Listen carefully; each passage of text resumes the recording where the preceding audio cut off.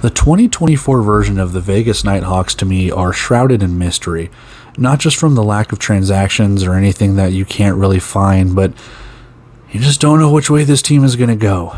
Let's see if we can piece together the puzzle here in the alley.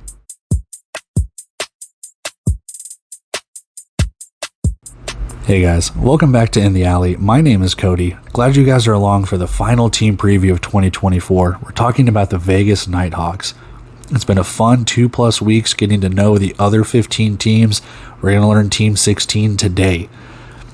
The Vegas Nighthawks are actually owned by the Vegas Golden Knights. Scratch that.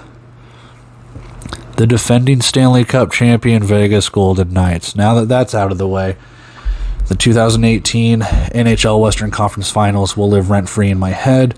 If you don't know what that is, go Google it. You'll see what team I root for. We'll move on from there. This team is shrouded in mystery, though, for me. The Vegas Nighthawks are shrouded in mystery because I don't know what they're made of. I don't know what this team is made of.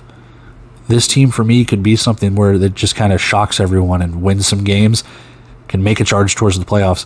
This team could fall off a cliff. We'll look at that in the schedule and the players returning and leaving and things along those lines, but I just want to say right now, I don't know what this team is capable of. Is it more of the same? I guess we can just go take a look at their history right now and see where we can kind of piece things together. Okay, so as the history tab pops up here, it's another fairly brief history of another indoor football league team. So the Vegas Nighthawks, located in Henderson, Nevada, suburb of Las Vegas. Head coach Mike Davis. Fun fact, he is the inaugural coach of the Nebraska Danger back in 2011. He took them to 3 straight championship appearances. When I first got involved watching them, they are appearances for a reason. But hey, it's nice to still see, former Nebraska Danger coaches, players, whatever the case could be, still kind of around the league. It's pretty awesome to go through that. But arena, the Dollar Loan Center, 5,567 for the capacity. They play where the Henderson Silver Knights play. Championships, 0. And where the IFL National Championship game is played, you got to throw that plug in there too. Championships, 0. 2023 record, 5-10. West 7th seed. Worst team in the West by, I believe, conference percentage. I think they shared the record with Duke City. I think Duke City had just a little bit better of a conference win percentage there. But last 5 years, 11-20 overall. It's just kind of been more of the same. 5-10 didn't qualify. 2022, 6-10 did not qualify. So is this the year that they, at the very least, make progress and get single-digit losses? 7-9 maybe. I'm not entirely sure here, but that's just it. This team is shrouded in mystery. Mike Davis is playing cards close to the vest. You've only gotten a blip of the transactions page of what they've done. Anything else is, I guess you kind of have to be an insider in the know in that area to figure out who they have. I'm clearly not, so I'm kind of going blind at this. So fill me in whenever the time comes, because I know we're getting closer to the start of the season, but it's not the start of Vegas' season, so they still have a week or two to piece together their roster and make those final cuts, and I'll be genuinely curious to see what goes on there. But can they win more than 6 games? I think we'll start off with that. I think we'll just go check out the schedule and see if we can figure something out to that regard. So let's go pop over there and see if we can see what they're made of. Okay, so schedule tab popping up here, and those first 6 weeks, man, oh my goodness. Those first 2 weeks with the bye weeks in between, I don't know. You look at those first 6 games, man, there might be just one winnable game. That might be that Duke City game on April 27th. I don't know. Oh my God. You're at Arizona. You're home against Jacksonville, bye week, home against San Antonio, at Jacksonville, home against Duke City, at Bay Area. Now, with that being said, we don't know how good this team is truly going to be. Like I said, transactions have been kind of sparse. We don't know rookies coming in, and we're trying to put everything based on what we've seen on paper. So I don't know what's going to happen. Any team can stumble out of the gate, but if we're just basing stuff on paper, you're looking at this schedule at Arizona to start your season after they've already played a game against Northern Arizona. You're going to play Jacksonville after Jacksonville's already played Massachusetts, and they're looking to, prove themselves. You have San Antonio after that bye week, which, if you believe their fans, you believe, Tom Menas and everything like that, which obviously, he's not going to say his team's going to lose. He's the freaking head coach. If you believe those fans that they are in here to cause a ruckus as well and take a playoff spot and do everything like that, that's another big game. That's another game that's tough. Then you're at Jacksonville. Duke City could be a win. Then you're at Bay Area. Those 6 games right there could set the tone for the rest of your season. If you go winless in that, or even if you just go 1-5, your season's pretty much done. You have to start out the game strong, or start out the gate. Excuse me. You have to start out the gate strong. It's just going to be very tough. If you start out 0-2, you've got to win that game against San Antonio. It's a must-win at that point. You have to string together some wins here in the first 6 weeks. That doesn't even include going into the second half of the season. After your final bye week, you're at Sioux Falls. It's always tough to play in Sioux Falls. Then you have back-to-back Arizona and Bay Area. That's tough. As you get later into the season, like I said, the West is going to be tough here. If teams are vying for playoff spots, each of those games in the last 3 weeks of the season could be must-wins, especially if Vegas has set themselves up nicely to get into a playoff spot. Don't think for 1 second, though, that San Diego and at Northern Arizona are going to be easy outs. They're not. Especially if either of those teams are in a playoff position or fighting for one. Or the final game of the season, you're home against Tucson. Tucson looks to be better than what they have been the last couple of seasons, and guess what? They've made the playoffs both of those years.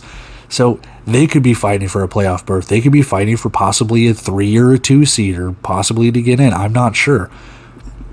This schedule does not set up well for Vegas. For a team shrouded in mystery, I just can't put an optimistic outlook to it.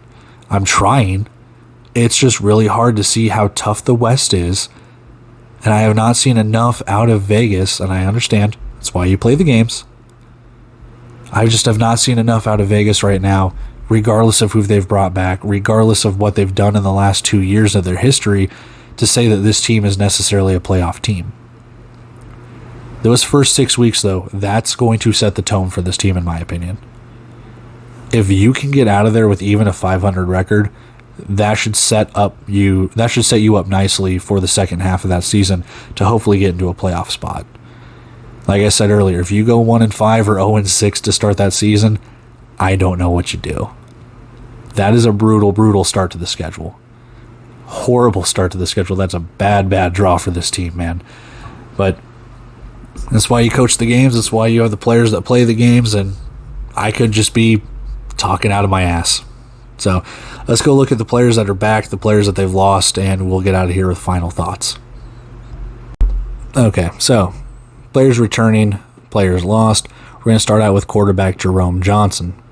1,047 passing yards, 23 passing touchdowns, 339 rushing yards, and 13 rushing touchdowns. Now, I need to preface this really quick.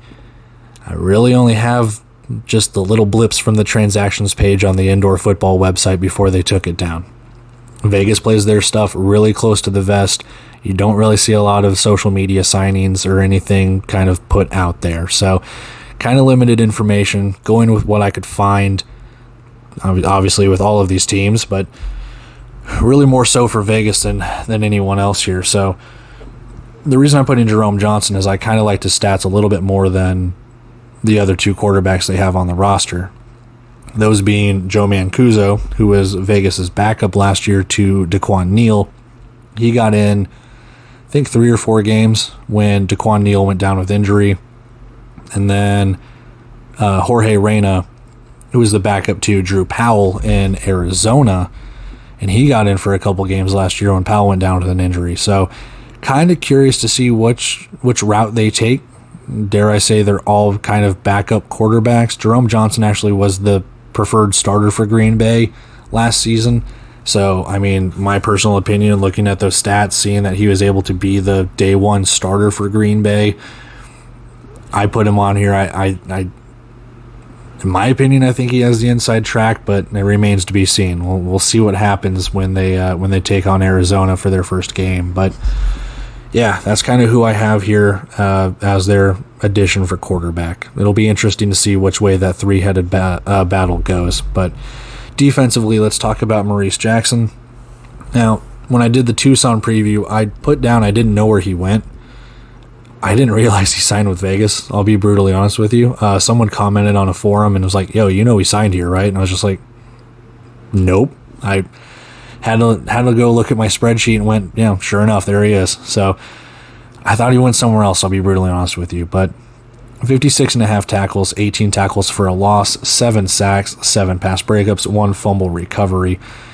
Second team all indoor football league. I mean, he's going to be pretty good going with, Gabe McCoy on that defensive line. So I'll be curious to see how that defensive line, goes. It's a little weird defensively right now for the Vegas Nighthawks. They do return quite a bit offensively. I mean, they do return, some stud wide receivers and Jonathan Johnson and Quentin Randolph. He was their leading wide receiver last year. Malik Honeycutt kind of played wide receiver and defensive back a little bit. So it'll be interesting. They do re-sign Desmond Bland. They signed Corey Woodruff, or they don't re-sign Desmond Bland, excuse me. They signed him from the Strike Force. They re-signed Corey Woodruff, and they re-signed Moses Mallory. But that offense is there. It's the defense that's going to get me. One of their signings, too, Roderick Chapman, he signs from Duke City, 62.5 tackles, 2 tackles for a loss, 7 interceptions, and 4 pass breakups. Second team all indoor football league. So they are kind of building a defense. I just don't know if it's going to be enough mixing in rookies and doing things along those lines. That's the part where I'm curious for. I don't know. And again, I don't know what other signings they have. I pretty much just told you everyone that they signed.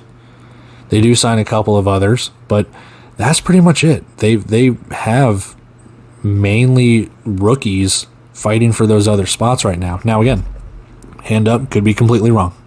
They could have signed other veterans. They could have done stuff. We don't know. I'm just basing this off of what I have. So, that being said, I do think that they have some talent. I think they have some talent to win some games, maybe shock a team or two.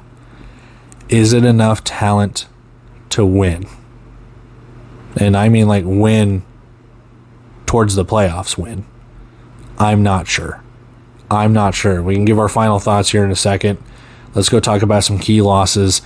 We'll just go talk about some key losses and get on out of here with that being said. All right, so key losses here. I'm going to talk about Daquan Neal first. He's off to Bay Area. In his limited time, I know he missed a couple of games, but with the time that he was there playing, 1,989 passing yards, 39 passing touchdowns, 546 rushing yards, 16 rushing touchdowns. Now, the hope for that is, while I do have it as a key loss, the hope here is that Vegas can find I bumped my desk. The hope here is Vegas can find someone, whether it's Jerome Johnson, Joe Mancuso, or whether it is Jorge Reyna, whoever takes the reins, no pun intended, whoever takes the reins, hopefully can put up those style of stats. Hopefully, depending on the scheme that they play or however they want to, mold their offense, they are the guy that can put up stats like that for a full season. Even better stats, since that was only, 11 games? Maybe 10 games, something like that. So, I think that's going to be...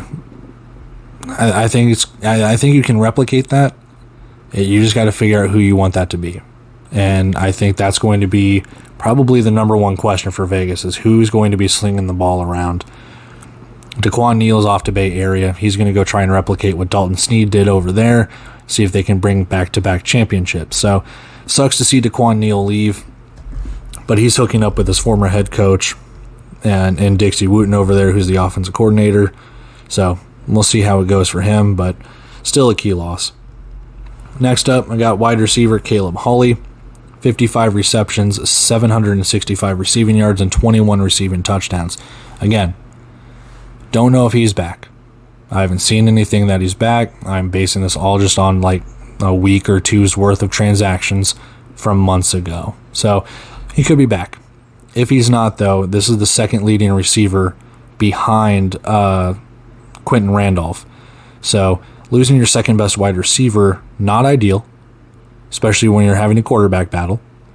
But if he is truly not signed back, that's going to suck. I know you can break in other wide receivers and kind of move along with the offense, but he's been there for, I believe, the last 2 seasons. He's been there for the inaugural year and last year.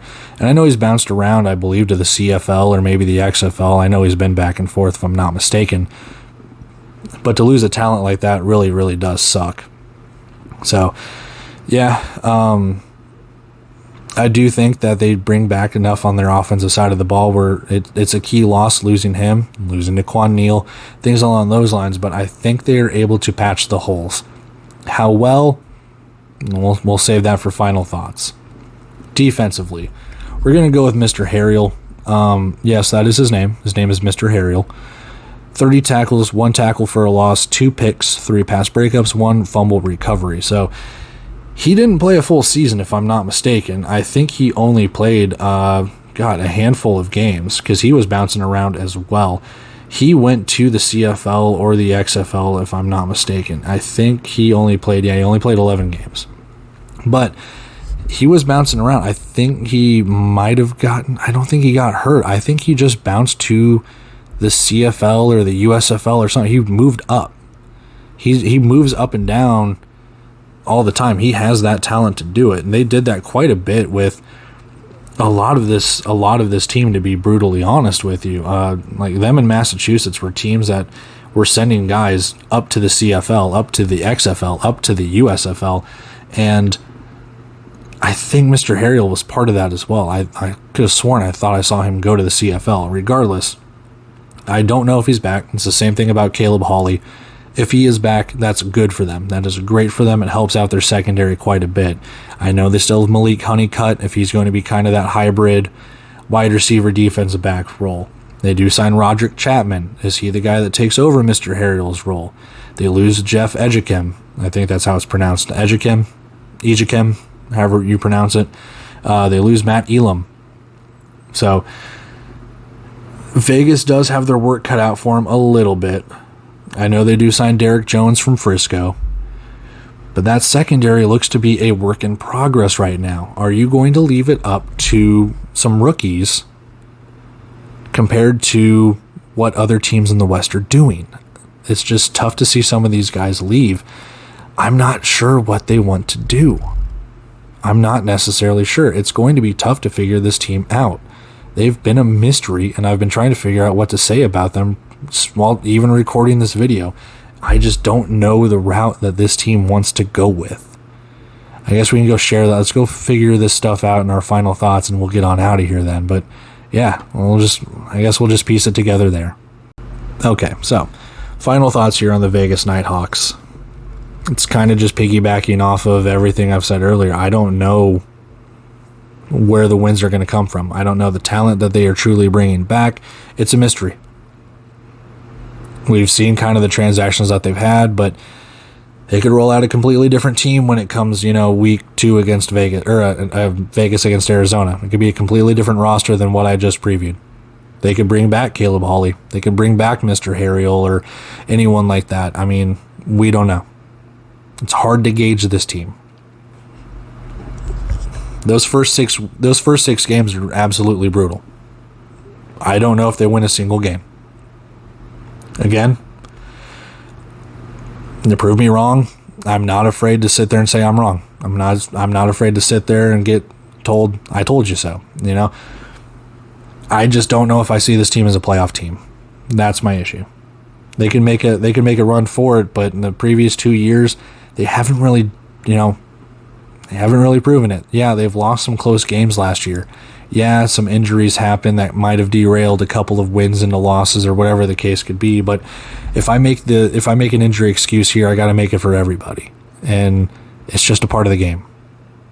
I'm not making an excuse for them or anything like that. A win's a win and a loss is a loss. Your record is what it is. I don't know where you're going to get 8 wins out of this schedule. Even if you sweep Duke City, you sweep Northern Arizona, you sweep San Diego, hell, I'd even say you beat Sioux Falls somehow.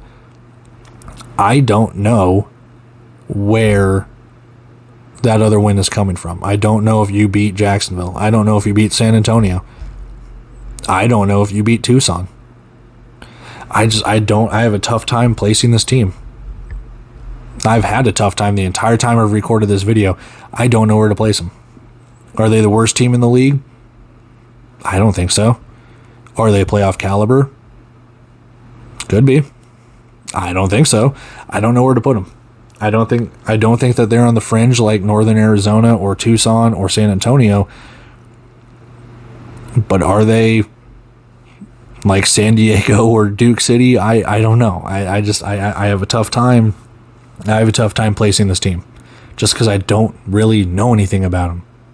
They're just kind of behind a locked door, and you just get to see them when they go to Phoenix, you know? So I guess I'm just going to put them, I guess I can just put them with San Diego and Duke City in that regard, which I think San Diego might be better, dare I say, but I don't know. I'm not sure. That's just where I'm at with that. I'm not necessarily certain when it comes to that. Players that they have, is it going to be up to the rookies? I'm worried about the defense. Offense looks all right, but is the offense going to score enough points to keep them in games? I don't know. I just have a tough time with it. I just have a really, really, really tough time with it, and that's just where I'm at with Vegas. I wish I had more to say, but everything's just kind of behind lock and key, man. If you put gun to head and told me how many wins do they get this year, I think it's more of the same. I think they go 5-11. Maybe another 6-10 season. I don't know. I don't know if they break through. If they do, gladly eat the crow. Put it on a plate, serve it up, nice and cold. But that's where I'm at. That's just where I am at with them. But with that being said, guys, that's it. Final preview done. 16 teams previewed, done. We get to look forward to the season now. I know damn near everyone already is. I know I have been too. But yeah, previews are done. Tomorrow I will have my playoff predictions, power rankings, and we will go from there. Saturday I'll have week 1 preview, and we'll do some recaps after the games are over. But with that, I'm getting out of here. It's been a pleasure doing these previews, getting to know some people that, have given me feedback, talking about players, talking about the schedules, going along everything along those lines. So it's been awesome, guys. It's been awesome. I've loved the warm reception. I've loved the feedback, even the critical feedback. I've enjoyed every minute of doing this. So yeah, typical things like comment, subscribe. I'll put all of these in a playlist and we'll kind of just go from there. But with that, I love you guys. I appreciate everything you guys have done, getting my channel to where it is, the views that I've gotten, 40 subscribers. I think I'm averaging like over 75 views per video when you add them all up. So that's pretty cool. That's really cool. I didn't think I'd ever get to that. So I owe it all to you guys watching these videos, doing everything like that. It's really awesome. I mean it. I don't know where I would be without any of your guys' help and support. So yeah, tomorrow, one more video, and I'll take a little bit of a break, and then we've got football. We've got football on Saturday. We're 4 days away, guys. Yeah, I'm getting on out of here. I love you guys. Take care. We'll chat later, I guess. I don't know. But yeah, same old, same old. I'll talk to you guys later. See ya.